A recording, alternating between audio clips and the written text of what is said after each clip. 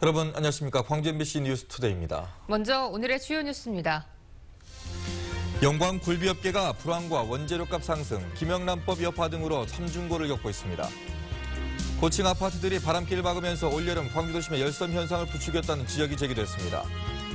광주와 순천이 유치 경쟁을 벌이고 있는 청소년 직업체험센터 이른바 호남권 자볼드 입지의 타당성을 평가하기 위한 현장 실사가 진행됐습니다. 광주와 목포에서 위조 지폐가 잇따라 발견되고 있는 가운데 조잡하게 만들어진 위조 지폐를 동전 교환기는 정상 인식하는 것으로 나타났습니다. 추석 명절을 앞둔 영광 굴비업체들이 경기 불황 속에 판매 부진으로 울상을 짓고 있습니다. 김영란법 시행을 앞두고 포장을 간소화하는 등 대책을 준비하고는 있지만 굴비 산업을 살리기엔 역부족이라는 지적이 나오고 있습니다. 이계상 기자입니다. 추석 대목을 맞아 영광 법성포 거리에 통통한 굴비가 내걸렸습니다. 해풍에 말리는 작업이 진행되고 있는데 손님의 발길은 한산하기만 합니다. 명절을 앞둔 이맘때면 10상자 이상씩 단체 주문하는 경우가 많았지만 올해는 이런 손님을 만나기가 힘든 상황입니다. 상인들도 마진도 없어질 뿐더러 소비자들도 또 비싸게 구입할 수밖에 없고 지금 현재 이런 실정이 있으므로 우리 상인들이 상당히 힘듭니다. 영광 굴비업체 연간 매출액 현황을 보면 재작년 3,500억 원에서 작년에 15%가량인 500억 원이 줄었고 올해는 이보다 훨씬 감소할 것으로 예상됩니다. 굴비 원재료인 참조기 값은 최근 2, 3년 사이 2배 넘게 올랐는데 매출은 오히려 줄어 이중고를 겪고 있습니다.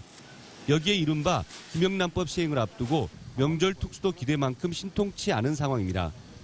굴비 10마리 대신 5마리만 넣는 소포장을 하거나 큰 굴비 한두 마리에 젓갈을 함께 포장하는 등의 아이디어를 짜내고 있지만 선뜻 결정을 내리지 못하고 있습니다. 냉동창고 이런 거에서 보관료를 저렴하게 해서 영세상인들이 좀 혜택을 많이 봤으면 하기 때문에 그 냉동창고 같은 것도 필요하다고 보거든요.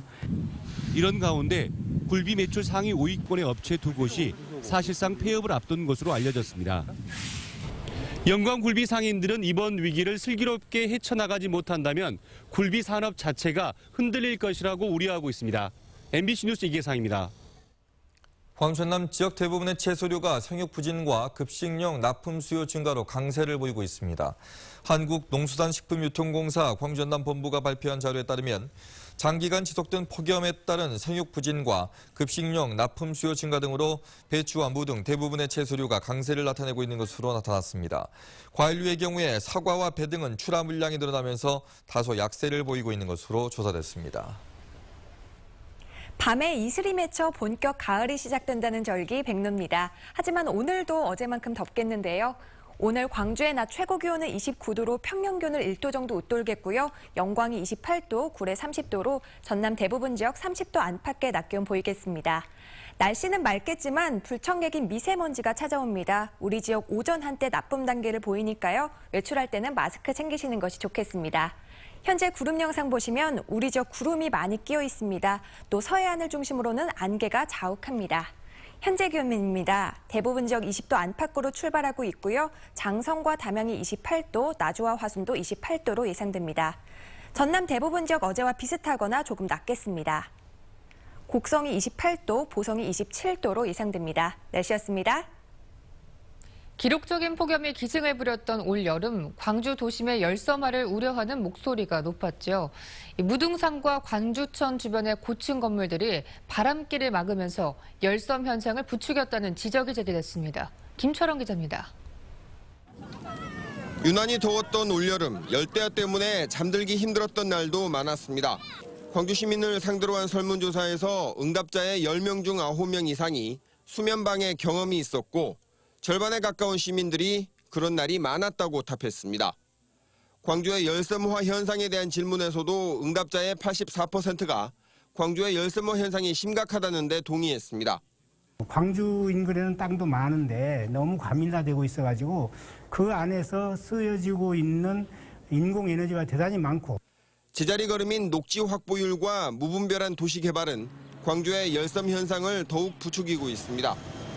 광주는 무등산과 광주천에서 만들어진 차가운 기운이 도심으로 퍼지는 구조지만 광주 천변에 조성된 고층 아파트 단지와 산자락에 조성된 건축물들이 차가운 바람의 흐름을 막아 더 덥다는 겁니다. 여기에 건물의 층수를 높여서 지을 수 있도록 해주는 이른바 종상향이 도심 곳곳에서 무분별하게 이루어진 것도 열섬 현상을 가속화하는 주범으로 꼽히고 있습니다. 중해공원 주변의 매곡산이라든지 제석산이라든지 우남산 주변이라든지 이런 지역들이 종상향이 되거나 고층 아파트가 되거나 하면서 결국은 바람길을 막거나 이제 도심에서 열이 빠져나가지 못하도록 하거나. 광주시는 지금부터라도 열섬 현상을 완화하기 위한 대책을 마련해 도시계획에 반영하겠다는 입장입니다. 하지만 효과가 긴 시간에 걸쳐 천천히 나타나는 열섬 완화 정책이 바로 눈앞에 있는 이익을 추구하는 건설사들의 욕심을 극복해낼 수 있을지는 미지수입니다. MBC 뉴스 김철원입니다. 이렇게 도심 열섬 현상이 심해지면서 기상청의 관측 자료가 시민들의 체감 기온을 반영하지 못한다는 지적들이 나오고 있습니다. 그런데 기상청은 자꾸만 관측 장비를 시원한 곳으로만 옮기고 있습니다. 이어서 김인정 기자입니다. 광주 풍암동에 있는 자동 기상 관측 장비 AWS가 어제 측정한 최고 기온은 28.2도입니다. 광주의 다른 지점에 있는 장비로 측정한 온도 가운데 가장 높고 기상청 공식 온도보다도 0.6도 높습니다. 1년 평균을 봐도 다른 곳보다 높습니다. 기상 관측 장비 바로 뒤 실외기에서 저렇게 바람이 계속해서 나오고 있는 모습을 보실 수가 있을 텐데요. 장비 바로 옆으로 건물이 둘러싸듯이 지어지면서 영향을 받고 있다는 게 기상청 설명입니다. 일단 주변 건물은 그 롯데마트에서 이렇게 실외기에서 나오는 그런 열기와 그다음에 또 나무들로 인해서 바람이 통하는 게 좀 바람길이 막힌 현상이 있어가지고 다른 지역보다 좀 기온값이 좀 높게 나타나고 있습니다. 기상청은 올가을 4천만 원을 들여 풍암동 AWS를 근처 공원으로 옮기기로 했습니다. 건물이나 나무가 없고 자연 잔디만 깔린 탁 트인 곳으로 하라는 국제 권고 기준에 맞추겠다는 겁니다. 그러나 이런 장소에서 측정할 경우 시민이 체감하는 기온과는 더욱 멀어집니다. 실제 시민들이 체감하고 또 광주를 정말로 대표하는 실제 온도가 측정되는 곳으로 그런 입지를 결정을 해야 됩니다. 그렇지 않았을 때는 이에 대한 대응이나 어떤 준비가 취약해질 수가 있기 때문에 AWS로 측정하는 온도는 그나마 보조 자료지만 지역의 대표 기온을 측정하는 관측소 위치를 옮긴 경우도 있습니다. 그동안 데프리카라며 더운 지역으로 악명을 떨쳐왔던 대구는 최근 기상청을 강 옆으로 옮기며 기온이 떨어졌습니다. 올해 폭염이 기승을 부렸는데도 기록상으로는 예전보다 기온이 낮게 나왔는데 실제로 신기상청에서 잰 온도는 구기상청보다 평균 1도가량 낮습니다. 신암동에 비해서 회목동이 약간 낮은 값을 나타냅니다만은 전체적인 기후 변화 값에는 영향을 미치지 못하고 그동안 더위를 물리치려고 대구가 녹지 조성 등 많은 노력을 했지만 관측 장소 이전으로 인한 착시 효과가 전부 정책의 성과처럼 비춰질 우려도 있습니다. 국제 기준에 맞춘다며 더위를 피해 관측 지점으로 옮기는 피난청이 발표하는 자료가 시민들이 체감하는 더위와 갈수록 멀어지는 것이 아니냐는 지적입니다. MBC 뉴스 김인정입니다. 청소년 직업체험센터, 즉 호남권 좌볼들을 서로 유치하겠다며 광주와 순천이 치열한 경쟁을 하고 있죠. 두 지역 입지의 장단점을 살펴보기 위해서 정부 실사단이 광주와 순천을 차례로 방문했습니다. 최종 입지는 모레 9일 결정됩니다. 정용호 기자입니다. 호남권 자볼드 입지 선정을 위한 고용노동부 실사단이 광주를 찾았습니다. 예정지인 오치동 자연과학고 부지에서 지역 학생들의 접근성과 안정적인 이용객 확보 방안 등에 대해 현장 실사를 벌인 겁니다. 실사단은 오후에는 또 다른 유치 경쟁 도시인 순천을 찾아 건립 당위성 등에 대한 설명을 들었습니다. 그렇지만 광주, 순천 두 도시의 뜨거운 유치 경쟁을 의식해 언론 노출을 경계하는 것은 물론 발표 시간과 항목 등을 엄격히 제한했습니다. 이번 호남권 자볼드 유치자는 지리적 입지 조건과 안정적인 운영 재원 마련 여부가 최대 관건이 될 전망입니다. 남부 지역을 대표하는 직업체험시설인 만큼 최대한 많은 학생들에게 직업체험 기회를 제공할 수 있어야 하는 데다 시설 완공에 필요한 국비 지원 이외에 별도의 예산을 지원받을 수 없기 때문입니다. 그러나 두 지역구 의원들이 총선 공약으로 내세운 자볼드 유치에 총력을 쏟고 있는 것으로 알려져 정치 논리가 개입될 개연성도 배제할 수 없습니다. 지역 시민단체들이 학생들의 접근성과 효율적 운영 등 명확한 선정 기준에 따라 결정돼야 한다고 강조하는 것도 이 때문입니다. 광주 전남 24만여 초중고교 학생들의 직업 체험에 요람이 될 호남권 자벌들은 서면 평가 등을 거쳐 오는 9일 최종 입지가 결정될 전망입니다. MBC 뉴스 정용욱입니다. 미래 전망이 밝고 학교 측의 든든한 지원도 받는 지역대학의 특성화 학과를 소개해드리는 기획보도입니다. 이번에는 취업, 창업 중심 대학을 표방하고 있는 광주대학교입니다. 한신구 기자입니다. 미래 4차 산업과 혁신도시 공기업에 맞춰서 학과 개편을 단행한 게 광주대학교의 내년 수시 모집의 특징입니다. 지역경제 요구와 수요에 맞춰서 학부나 과를 신설하거나 개편해서 맞춤형 인재 양성에 주력하겠다는 뜻에서입니다. 전기공학부와 융합소프트웨어 학과 등은 현장에서 요구하는 실무 능력 중심의 교육 과정으로 꾸며지고 기업 인턴 등 고용 연계 프로그램이 강화됩니다. 직접 회로를 짜고 실험할 수 있는 그런 거를 경험해 보니까 뭐 이론이면 이론, 뭐 실습이면 실습, 이제 나중에 저희가 졸업하고 취업할 수 있는 여건에서 굉장히 도움이 많이 될 것 같습니다. 자동차 100만 대 생산기지와 전장산업 유치 등 광주 산업지형 변화에 맞춰서 IT 자동차학과와 기계금융공학부도 신설됩니다. 친환경과 IT가 융합된 미래 자동차 산업의 핵심 인재는 물론 역량을 갖춘 뿌리 산업의 기술 인력을 지원해서 취업과 창업으로 이어간다는 구상입니다.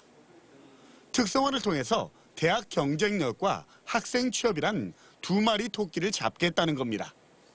바로 현장에 투입이 돼서 활약할 수 있는 실무와 이론이 겸비된 그러한 융복합 미래 스마트한 리더 양성을 목적으로 하고 있습니다.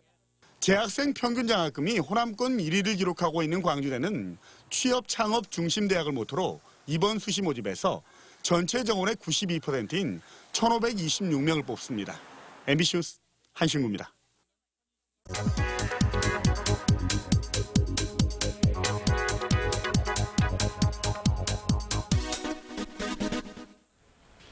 청년 고용률에서도 수도권과 지방의 격차가 점점 커지고 있습니다. 통계청에 따르면 올해 4월부터 6월까지 15세에서 29세 이하 청년 고용률은 수도권이 45.3%, 비수도권이 39.6%로 5.7%포인트 차이가 났는데요. 지난해 4분기 4.4%포인트였던 격차가 반년 사이에 1포인트 넘게 커졌습니다. 특히 올해 2분기 광주와 전남의 청년 고용률은 전국 최하위권이었습니다. 광주는 35%, 전남은 34.7%로 고용률이 가장 높은 서울과는 무려 10%포인트 넘게 차이가 났습니다. 이렇게 격차가 벌어지는 이유는요, 청년들이 선호하는 일자리가 지방보다는 수도권에 몰려있기 때문입니다. 그래서 지자체들은 청년들을 불러 모으기 위해 일자리 만들기에 총력을 기울이고 있는데요. 제조업 중심의 일자리 창출에서 한 걸음 더 나아가서 청년들이 원하는 일과 사회적 역할에 눈높이를 맞추는 새로운 정책 개발이 필요해 보입니다. 카드뉴스였습니다.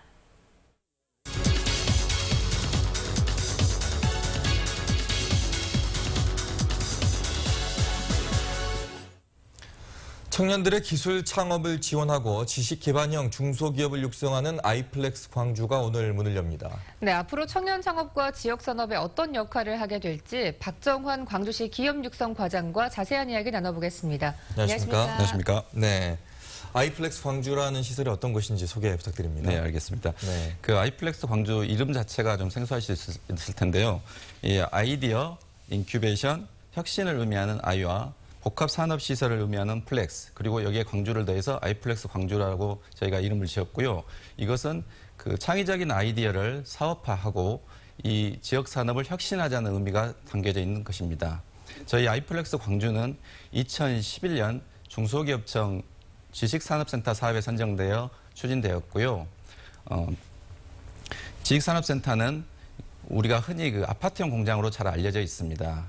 이 도시명 산업인 IT 산업, 그리고 첨단 제조업, 문화 콘텐츠 등 지식 기반 산업을 왜 기업들이 입주하는 산업시설 공간인데요. 네. 광주광역시는 2015년 3월 동명동에 있는 앳 광주 교육과학문화 부지에 총사업비 222억 원을 투입해서 본관 6층 그리고 별관 2층에 시설을 올 7월에 준공했고요. 네. 오늘 개관식을 가질 예정입니다. 예.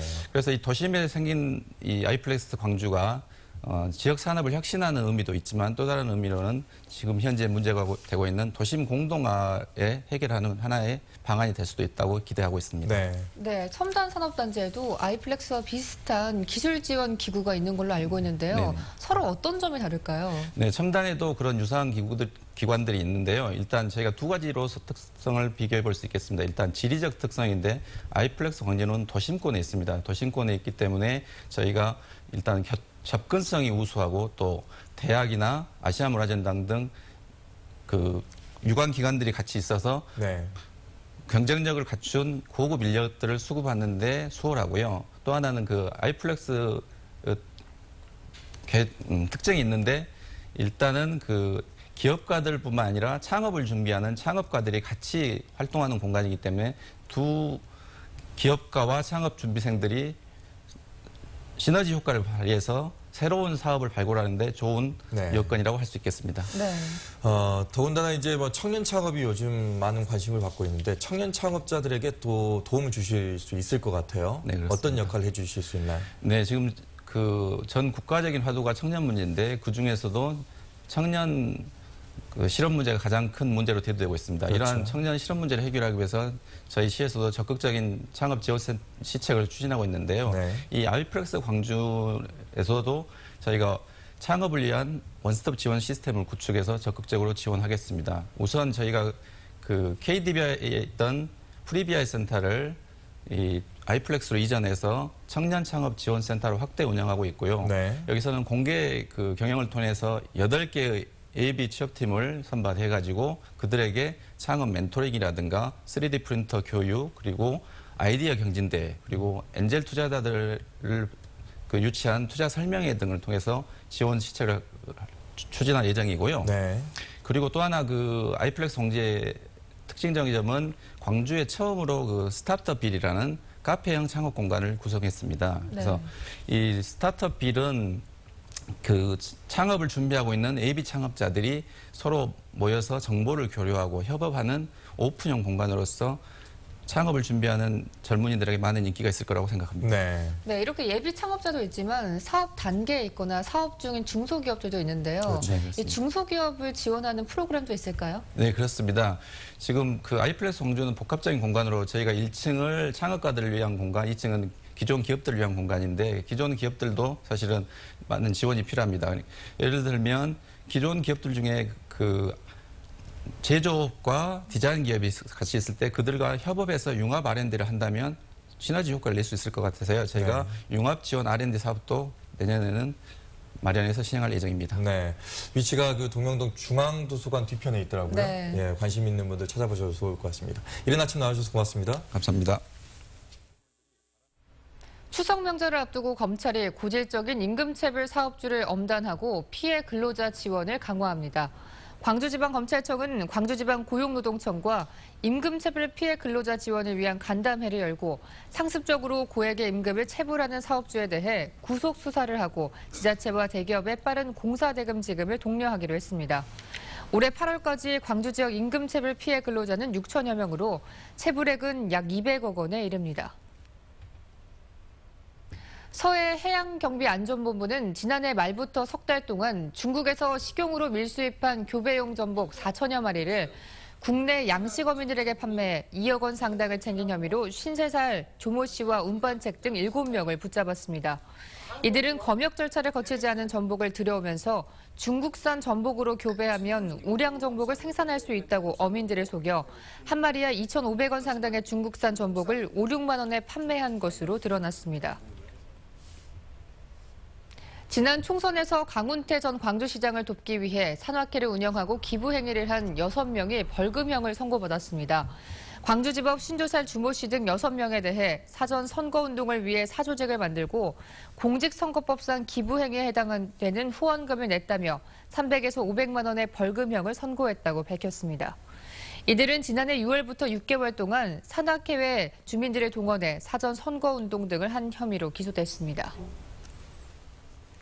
호남 고속철 1단계 노선이 개통된 지 1년 지났지만 목포까지 2단계 사업은 아직 노선조차 확정하지 못하고 있습니다. 기획재정부가 이례적으로 자체 연구 용역까지 발주하면서 완공 시점은 더욱 늦어지게 됐습니다. 김양훈 기자입니다. 중부 고송에서 광주 송정까지 호남 고속철 1단계 노선이 개통된 것은 지난해 4월. 하지만 KTX 호남선은 여전히 미완입니다. 1단계 노선 개통 후 1년 5개월이 넘도록 목포까지 2단계 사업은 노선도 확정이 안 됐습니다. 무안공항 경유 여부를 놓고 전남도와 국토교통부 그리고 예산을 쥐고 있는 기획재정부가 견해차를 보이고 있기 때문입니다. 기획재정부는 국토교통부가 무안공항 경유로 결론낸 안을 수용하지 않고 최근 호남 고속철 사업계획 적정성 재검토 연구 용역까지 발주했습니다. 예비 타당성 조사 대상이 아닌 사업을 기획재정부가 자체 용역을 맡긴 것은 이례적입니다. 기재부가 자기네들 안만 바라보지 실은 그 국토부가 다른 용역을 한 제5차 공항 중장 개발 계획 같은 것들은 좀 간과한 느낌이 듭니다. 용역 결과도 1년 뒤쯤 나올 예정입니다. 기재부가 예산 절약을 명분으로 유독 전남 지역 사업에만 엄격한 잣대를 들이대는 것입니다. 호남 고속철도 2단계 사업이 계획된 지가 언제인데 아직까지 노선조차 정해지지 않는 것은 정부가 호남을 차별하고 있다고 생각됩니다. 호남 민심 잡기에 경쟁적으로 나선 여야 3당의 호남 고속철 무안공항 경유와 조기 착공 약속도 말뿐으로 전락해버렸습니다. 경부선 고속철이 개통된 것은 지난 2006년. 하지만 호남 고속철 완전 개통은 경제성 논리만 앞세우는 정부의 무관심 속에 기약 없이 미뤄지고 있습니다. MBC 뉴스 김양훈입니다. 오늘은 밤에 이슬이 맺혀 본격 가을이 시작된다는 절기 백로입니다. 하지만 오늘도 어제만큼이나 덥겠는데요. 오늘 광주의 낮 최고 기온은 29도로 평년 기온을 1도 정도 웃돌겠고요. 영광 28도, 구례 30도 등 전남 대부분 지역 30도 안팎의 낮 기온 보이겠습니다. 날씨는 맑겠지만 우리 지역 오늘 불청객인 미세먼지가 찾아옵니다. 오전 한때 나쁨 단계를 보이니까요. 외출 시에는 마스크 챙기시는 것이 좋겠습니다. 구름 양상 보시면 우리 지역 오늘 구름이 많이 끼겠고요. 서해안을 중심으로는 안개가 자욱합니다. 현재 기온입니다. 대부분 지역 20도 안팎